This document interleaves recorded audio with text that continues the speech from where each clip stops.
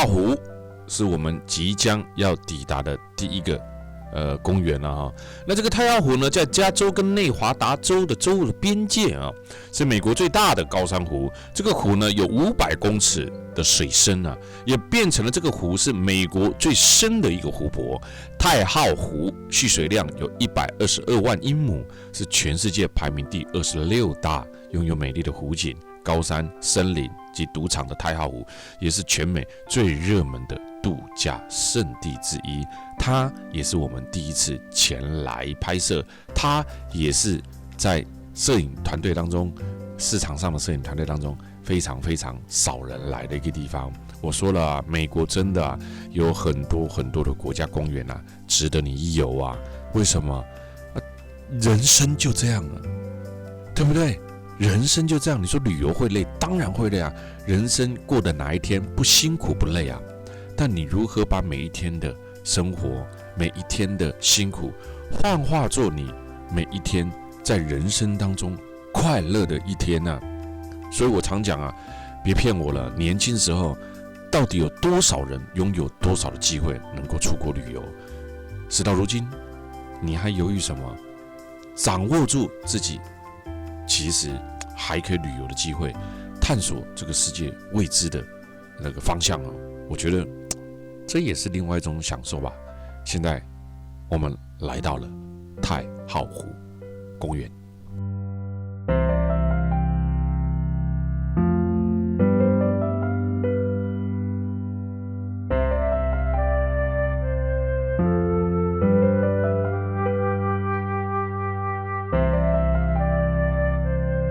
在春天还下着雪，正常，因为我们进入到了山区哦。那加州、内华达州之间的高山哦，海拔有6000多英尺啊。这里呢，四周山环抱着，湖水非常的蓝。虽然坐了很长的车子来到这边，但相对之下，在这里一路上所感受到的就是天然的美景。这里的湖底异常的深，最深处呢可以达到1645英尺啊，湖水却终年不结冰啊。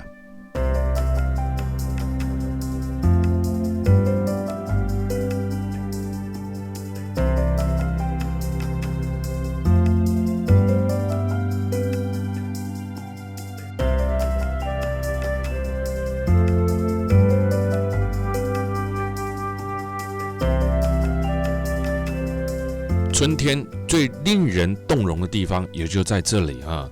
为什么？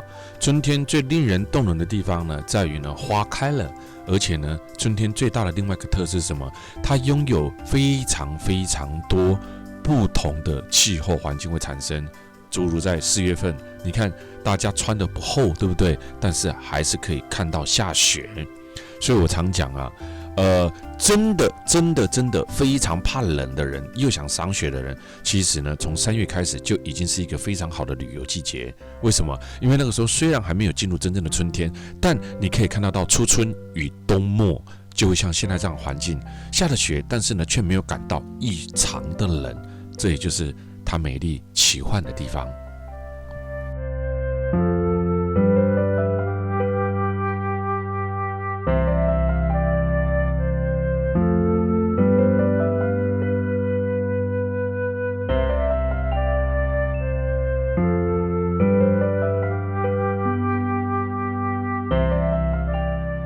看到这河畔，看到这河流，有没有感受到什么？其实如果从太浩湖一路过来，看到的这些河流也代表着 California 的其中一个地方叫做什么？优胜美地即将到达。优胜美地的沿路风光其实是我个人非常喜欢的啊，因为它旁边高耸的这些树木会把你带入到另外一个境界。其实严格来讲，我们这一趟不只是美西加夏威夷，还加上了4大的国家公园之旅哦。现在我们来到了优胜美地国家公园，进入了酋长石。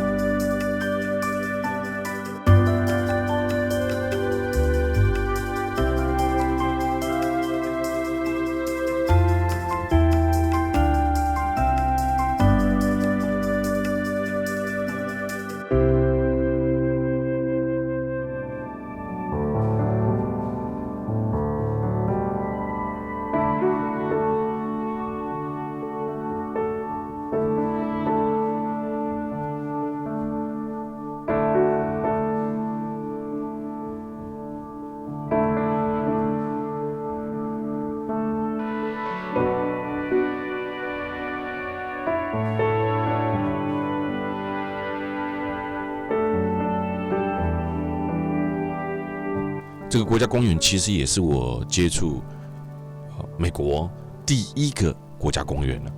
每些国家公园都有一些一个碟招牌风景，其他看不到或比不上的都有啊。那每个国家公园一定都具有它的优点、它的特色啊。而且国家公园里面也一定有一个特色，就是呢，它可以洗涤人的心境啊。你看看这么美，真的啊。美西之旅，我每一次只要介绍到美国哦，我一定会讲一句话，就是美国有台湾的200多倍大。那台湾的200多倍大，你敢想看买？它的路程就一定远，坐起车来，当然也许稍闲了、疲累一点，但它这一种森林的洗涤，我告诉你，一年四季都可以来，因为山景是一年四季当中都会变化的地方。优胜美地国家公园，它非常的大，这里的巨木森林，这里的高山湖泊都很有可看性哦。也不一定是独步天下，只有它有的景色。不过至少有2样东西，别的地方很难相比。就是第一个，我们刚刚看到那个大山有没有？那个是花岗岩的峭壁，另外一个是什么？关山的瀑布。我这2项物件，这个是松果啊，所以呢，大家嘛是伊的特色啊，也是它的特色之一啊。所以呢，有什么的这个周围的山呢？简直不像山哦！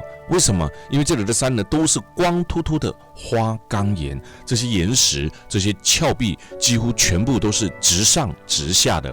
靠喜欢西米用这个斧头啊，拖出来、拆出来哦。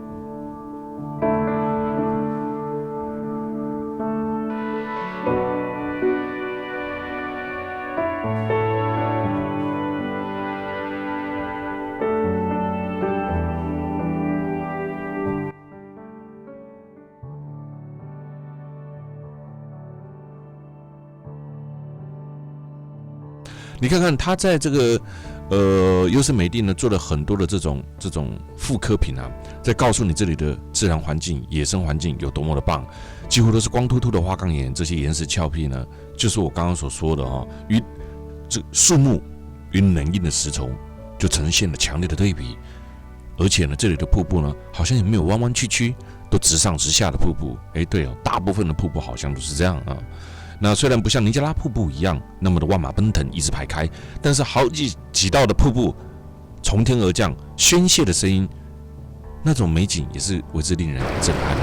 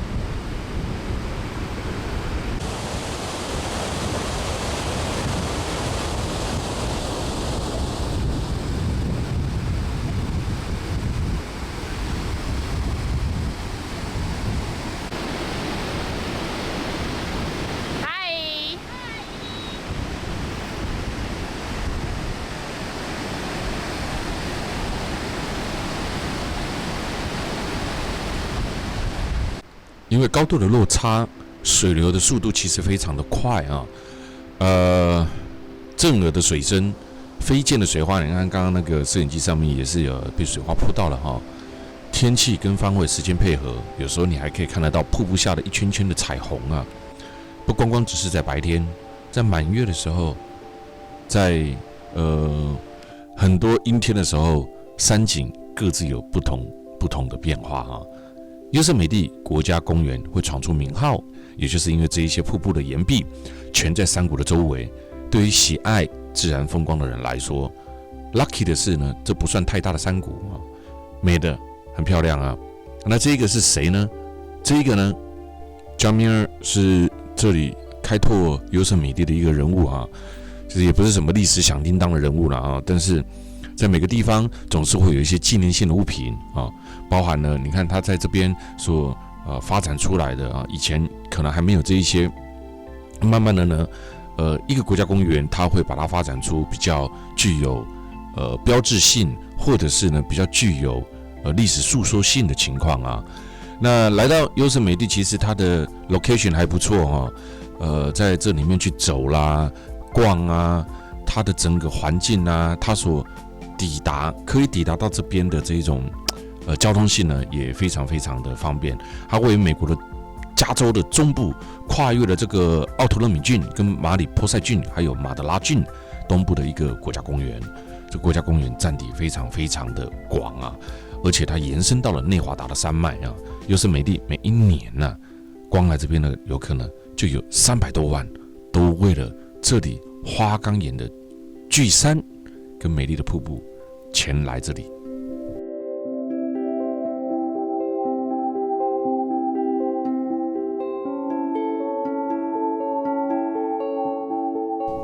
每一年优胜美地国家公园大约有这么多人到访来啊。那1984年优胜美地也被选为了世界遗产啊，其壮观的这个花岗岩的峭壁、瀑布、巨型的红森林，还有生物多样化啊，这个公园95%以上的地方都被指定为公共莽园区。优胜美地虽然不是第一个指定的国家公园，但是对这个国家公园概念的发展起到了这个支配的作用哦。那它也是内华达山脉当中最大而且最不分散的栖息地之一。所谓的栖息地，也就是这里的植物跟动物的多样性啊。那因为它的海拔呢，落差之大啊，从600多一直到3900哦，所以它这边的植被地形，低山地的森林，还有高山地的山林，同时可以看到，你看这就是花岗岩的巨石，这也就是你来到优胜美地当中非常重要的景色，因为整个山光秃秃拔地而起，就像被切割出来的这种特殊的地形呢，这一种花岗岩还有更古老的岩石暂留物呢，大约都是在1000万年以前哦，这里的内华达山脉隆起，然后呢，它会怎么样？它隆起之后，慢慢的偏斜，形成了这种平缓的山丘，产生了这样子的情况，又深又窄的峡谷岩层啊。那这些地形都是100万年前的这个雪跟冰累积起来而形成，将河谷往内部推挤到这个比较高的这个冰川上面呢，这个冰川划过去的地方就会变成如此的光滑啊。所以大块的冰下坡运动切割的如今就像被斧头，所以你看大自然的力量跟冰河这样川流的速度呢，有多么的快速哦。那这里你看这里的野生动物，随便啊，摄影机拿起来一拍哦，都是什么？都是景点啊！你看看啊，这是啄木鸟，它在啄什么啊？你有没有看到啊？看我们婉婷厉不厉害啊？有没有？这里的野生环境棒不棒啊？光看这些就很疗愈，有没有啊？非常非常的疗愈哦。松鼠喜欢埋东西，你注意看哦，它很喜欢埋东西，而且你要注意啊，摄影师能够去拍到这个，代表摄影师很专注的在看路上的景色，对吧？你看看他能够拍得出跟 Discovery 一样，我必须呢帮这个摄影师呢写什么啊？写推荐信啊，写到哪里去？写到 Discovery 去哈？你看看哦，哎呦，松鼠就是这样，第一次看到吧？哈，我们婉婷这一次哈，动物拍得非常好哦，具有这个 Discovery 野生摄影专家的动作哈，拍得非常的好啊。你看呢，这松鼠很厉害啊！盖起来之后呢，可能呢，等一下呢，还要自己呢留一下简讯啊，让自己知道呢，它的东西呢藏在哪边。真是非常厉害。而且在美国的森林公园当中，松鼠是最多的啦。你看啊，我刚刚前面所讲的哈，你在路上走，你走啊，能够去拍到这些动物啊，也代表了摄影师呢，他非常的专注在找寻的景点，把美丽的景点，把这个国家公园的特色，把它带回来给全台湾的观众朋友看啊。那这加重要的是，这甲缘分相共啊。有当时不是你想要翕，你就翕有啊，对吧？啊。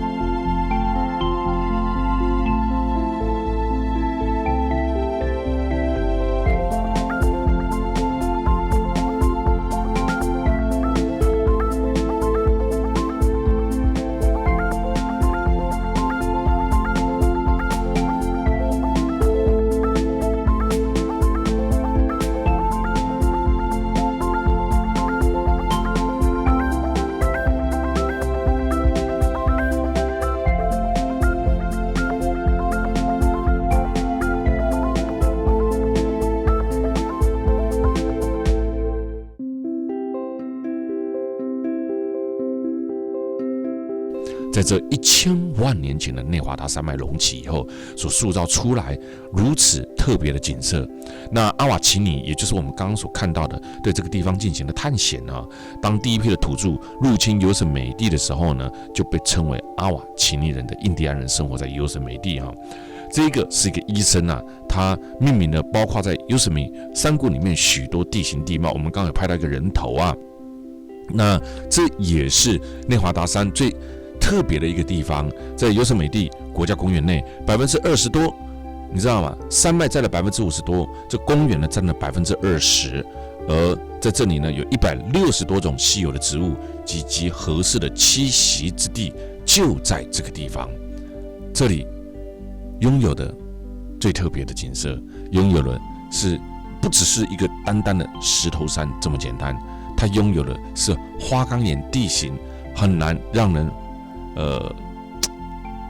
人理解，怎么大自然可以造出这样子的样子跟这样子的地形。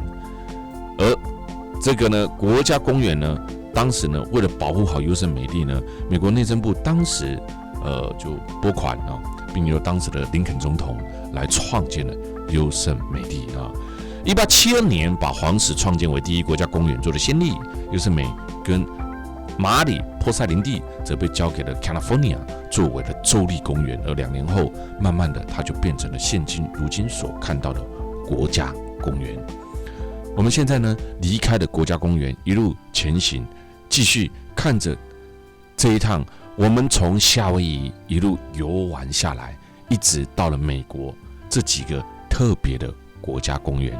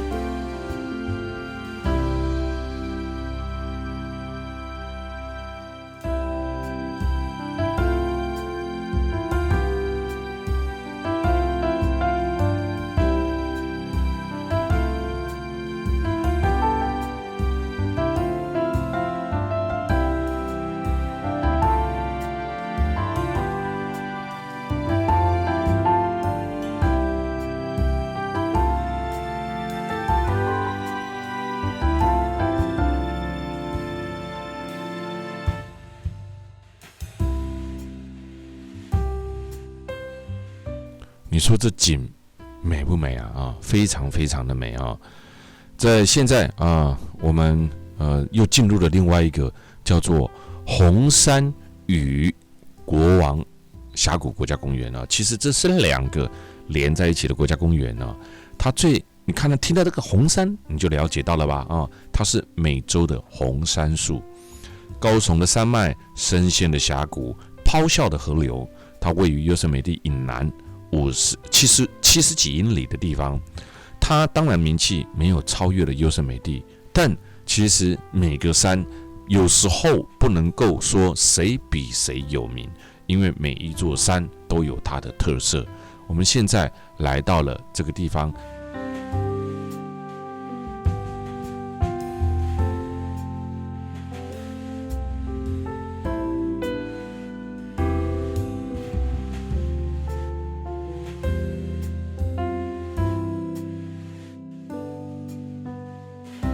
在公园里面呢，它最特别的也就是惠特尼山，美国本土海拔最高的一个山脉哦，海拔有14494英尺啊，英尺。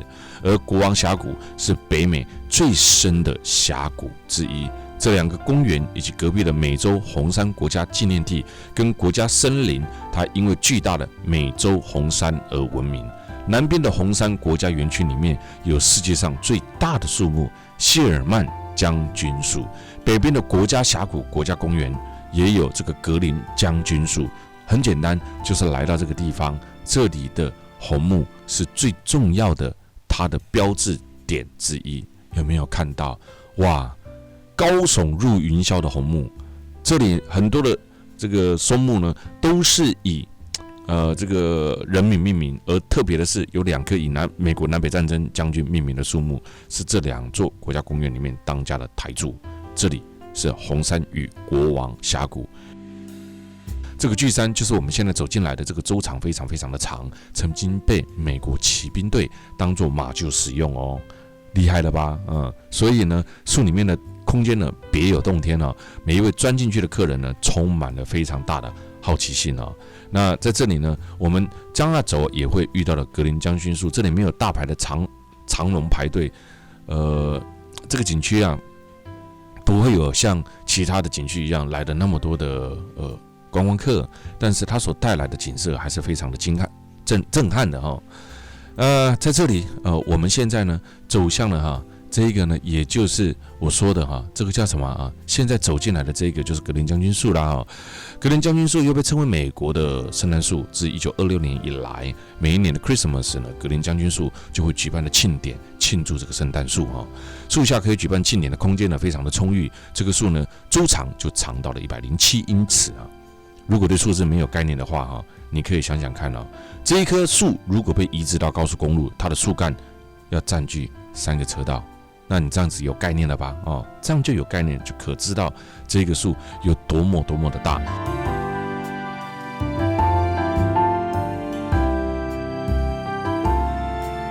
从高点望去，整个山谷呢，就是这么的震撼但是呢，其实你走到这个红杉与国王峡谷的高点，你也可以看得到，每一年加州的大火总是为森林带来了毁灭，但是大火同时也带来了什么生机？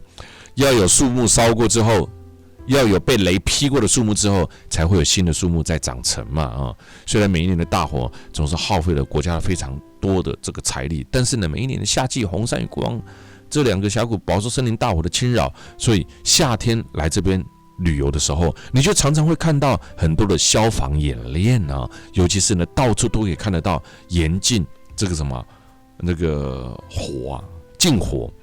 很多人不知道，因为在加州其实它的气候非常非常的干燥这么干燥的情况之下，一点点的火都可以燎原，所以其实在国外的时候，你必须了解到这很深入。有的这个国家公园非常干燥，你就不要这个火源要很小心。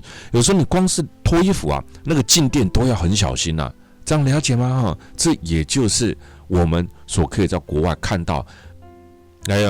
对，看到这里了格兰将军树这个曾经也被闪电打到着火的痕迹高不高？大不大？长不长？哎呦，真的是。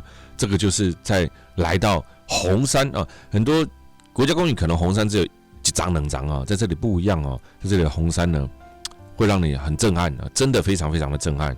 这一趟我们来到的是红山国家公园以及国王峡谷，在这里让你看看不一样的美西之旅。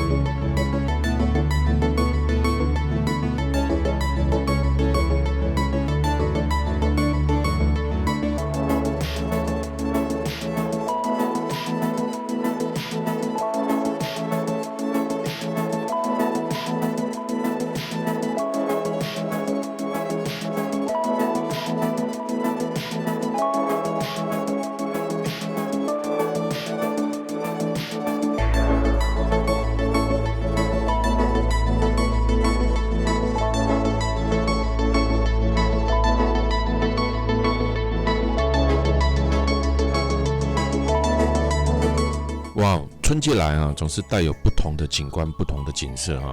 在这里拥有历史悠久的小屋、3D 的旅馆、豪华的度假区，它更是露营的好地方哦。那在这里呢，其实国王峡谷是非常好玩的、非常棒的露营的绝佳地点。那你不要以为它冬天就没有地方玩哦，这里的冬天呢，美洲的红杉树就好像皇冠加冕一样，披上了一层白雪，它又是另外一个景色哦。所以我就说了嘛，高山地方一年四季都值得你来看看它不一样的风貌。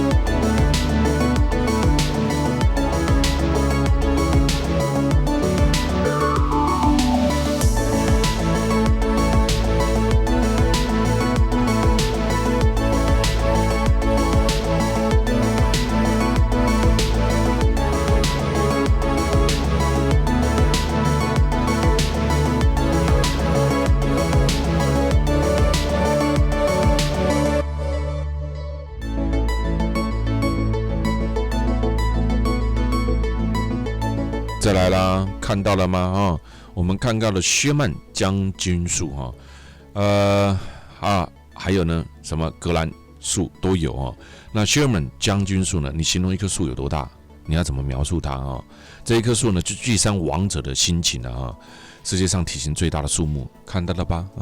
有些树可能比它高，有些树可能比它粗，但没有哪一棵树能够兼具又粗又高的，能够超越谢尔曼将军树 Sherman。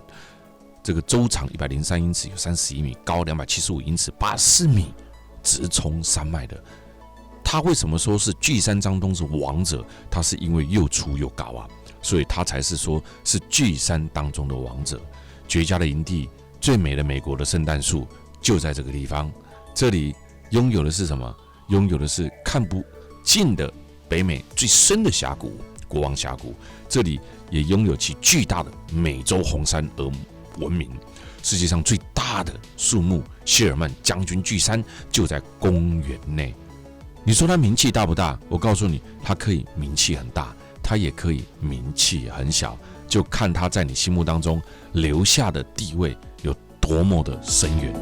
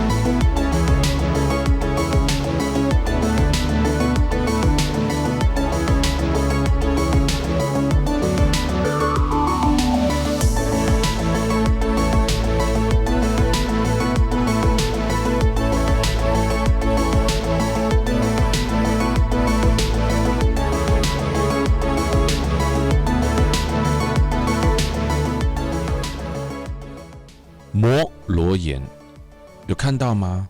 从优胜美地一路走到这边来，它这里的山呢，几乎都是非常非常大型的石头这些石头山、花岗岩山也在这一块连绵下来的国家公园呢，造成了另外一种非常可观的景色。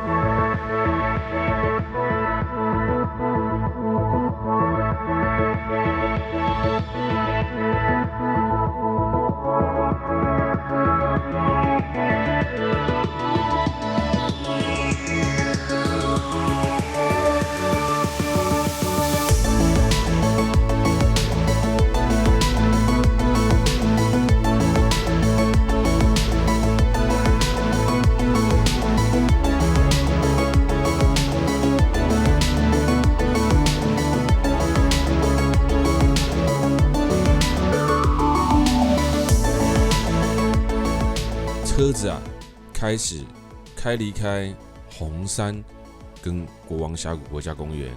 你看，从车子上面这个景色来去看它，有没有两边两旁全部这种红山直耸往天上走的，看得到吗？这种红山很珍贵啊，这种红山在台湾也不是很常见的，所以来到了红山与国王峡谷国家公园，看到的景色这样子的美景啊，就是在一般很多国家公园或者是很多景色不容易看到的。